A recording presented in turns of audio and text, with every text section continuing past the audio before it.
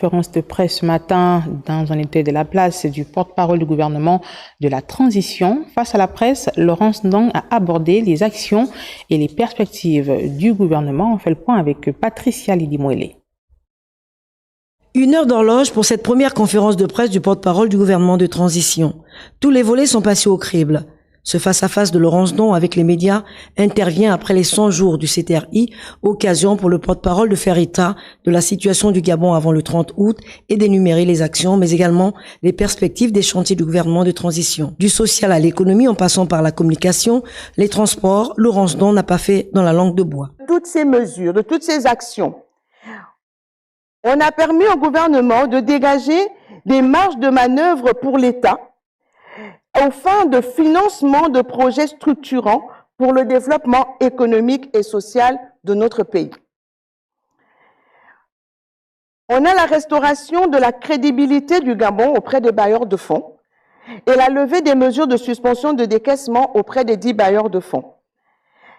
L'incitation à l'entrepreneuriat local et au développement des petites et moyennes entreprises, une prise de décision des hautes autorités plus éclairée par un budget de l'État sincère et conforme à la réalité des finances publiques.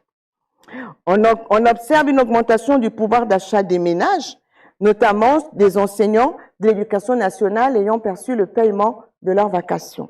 Dans le secteur communication, la prise en compte du plan social d'Africa numéro 1 constitue une aubaine pour le personnel de cette radio et c'est également dans cette optique que 2024 s'annonce positif pour les médias publics. Concernant le statut particulier, nous avons prévu pour l'année 2024 la révision du Code de la communication.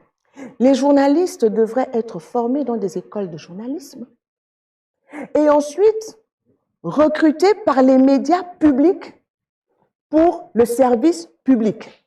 Donc, il n'y a pas de ligne budgétaire pour la formation initiale des journalistes parce que ce n'est pas le rôle du ministère. Maintenant, une fois que l'on a fait ce recrutement, qu'on a recruté, je parle bien, dans les médias publics, la responsabilité de l'employeur, c'est d'assurer la formation continue.